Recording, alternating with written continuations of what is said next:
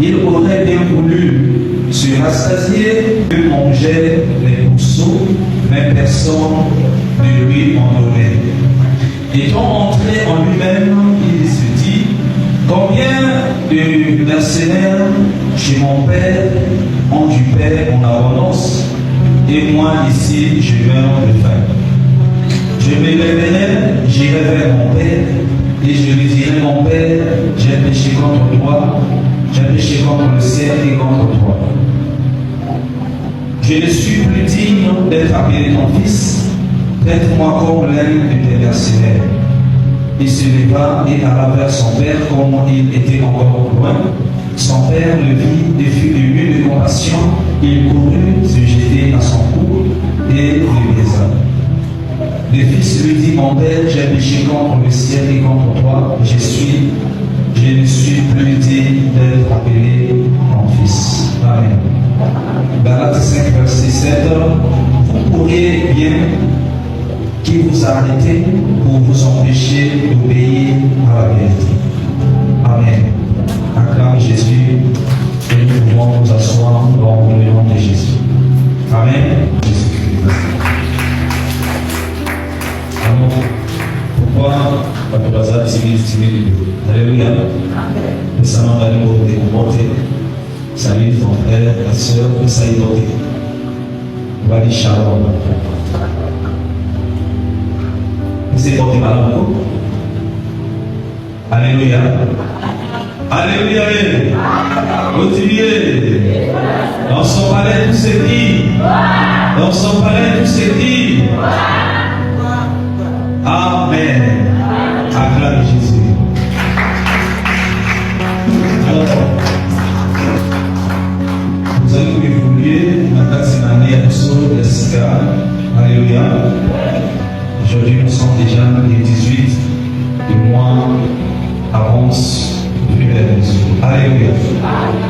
Alors, bien aimé, nous devons savoir qu'une nouvelle année, c'est une nouvelle étape de la marche avec le Seigneur.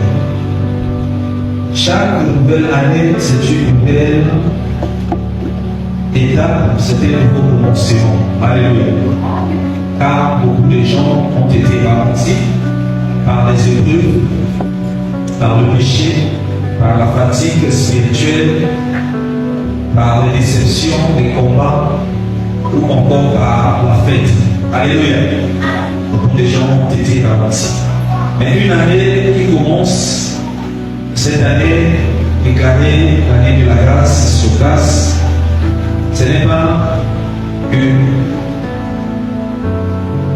une année qui a été déclarée pour que nous puissions vivre les mêmes échecs. Alléluia. Ce n'est pas une année que nous puissions vivre les mêmes problèmes.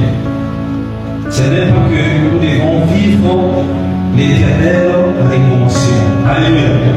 Alors nous devons évoluer. Là où nous n'avons pas pu, cette année, nous pouvons accomplir beaucoup de choses par la grâce de Dieu. Alléluia. Si tu crois que tu vas accomplir beaucoup de choses en cette année, acclame Jésus de Nazareth. Alors, la Bible dit dans le livre de Jean chapitre 1, lorsque Jean est en train de parler, il nous présente Jésus comme le Fils de Dieu. Alléluia. Comme l'agneau de Dieu qui devrait venir, comme la lumière qui devrait venir dans le monde. Car la Bible dit au commencement était la parole était avec Dieu. Et cette parole s'est faite chair. Elle habita parmi les hommes. Alléluia. Et la Bible ajoute que à tous ceux qui l'ont reçu, cette parole leur donne le droit de devenir enfants de Dieu. Cette grâce qui n'est ni de la volonté de la chair, ni de la volonté des hommes, mais selon la volonté de Dieu. Et celui qui est né dans la maison de Dieu, il est né selon la volonté de Dieu, il devient fils de Dieu. Alléluia. Il devient fils de Dieu.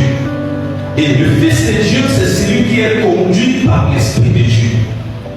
Voilà pourquoi Jean martelait que nous avons tous reçu de sa plénitude grâce aux grâces. Alléluia. Parce que la loi a été donnée par Moïse, mais la grâce a été donnée par le Seigneur Jésus.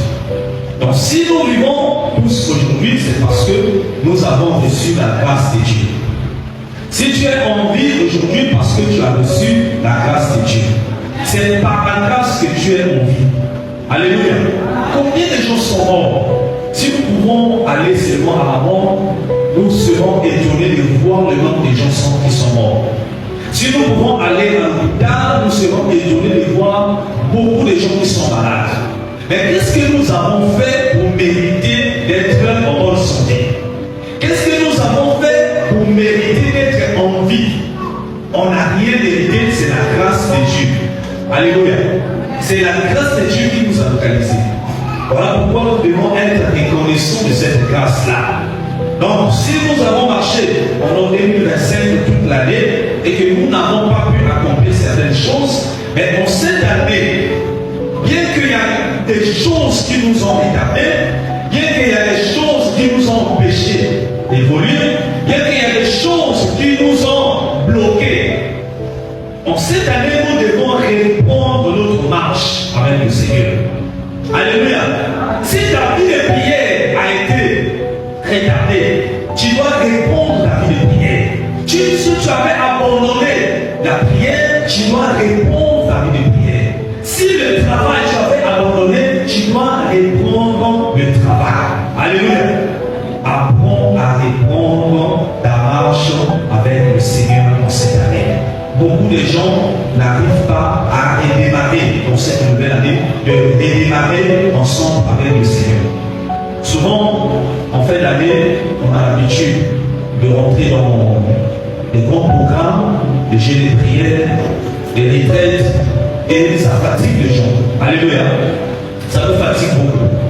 Voilà pourquoi, en début d'année, les gens sont fatigués de venir à l'église. Les gens sont fatigués d'aller au travail et surtout que le mois de janvier, c'est le mois le plus difficile de l'année. Alléluia. À cause des dépenses qu'on a eu à effectuer pendant les fêtes, on a eu à effectuer beaucoup de dépenses, on a eu à acheter des choses qui étaient parfois inutiles. Alléluia. La Bible dit que tout n'est permis, mais tout n'est pas utile. Est-ce que tout ce que tu as eu à faire pendant le mois de décembre était utile pour ton âme, était utile pour ta vie, était utile pour tes enfants, était utile pour ton foyer, était utile pour ta vie de prière? Alléluia. Voilà pourquoi tout ce que tu as eu à faire, cette fois il doit se relever pour continuer sa marche. Alors dans le livre que nous avons lu, de Luc chapitre 15, la Bible nous parle de l'histoire d'un père qui avait deux fils. Ce père-là avait deux fils et le cadet, le fils cadet, il vient voir son père et dit: papa, avant que je puisse mourir, moi je veux que tu me donnes mon héritage. On peut s'appeler l'héritage Nataï. Dans la alléluia. Je dois gérer mon argent. Je dois faire ce que je veux. Donne-moi ma part d'héritage. La Bible dit que le père n'a pas refusé. Il a partagé l'héritage à ses deux enfants. Même si l'héritier pour hériter les biens de son père doit attendre la mort de son père. Aussi longtemps que le propriétaire n'est pas mort, on ne peut pas posséder son héritage. Alléluia. Même s'il a fait le testament, on ne peut pas posséder l'héritage. On le possède l'héritage après la mort du propriétaire. Donc, le fils avait dit: moi, papa, non, mais moi je suis fatigué d'être sous ton toit. Je suis fatigué que tu puisses me diriger, me donner les ordres. Moi je suis déjà assez grand, donne-moi ma part d'héritage. Dans la Guinée, fondée famille Nataï. Et le père lui a donné sa part d'héritage. La Bible dit: il est parti loin de son père, dans un pays éloigné, où il dissipait son bien en vivant dans la débauche. Adieu héritage n'a pas vivre dans la débauche. À quoi vivre dans la casa Bondumba. À quoi vivre dans la quartier. Il y a que moi je suis le fils à papa, moi j'ai beaucoup d'argent. Auto il y a sa carrière à Caroline. Alléluia. Si dites-moi, comme papa, papi coco, comme il carbone, comme il certainement parmi nous, il y a aussi des gens qui vivent comme ça. Alléluia. Alléluia. Ils vivent selon l'héritage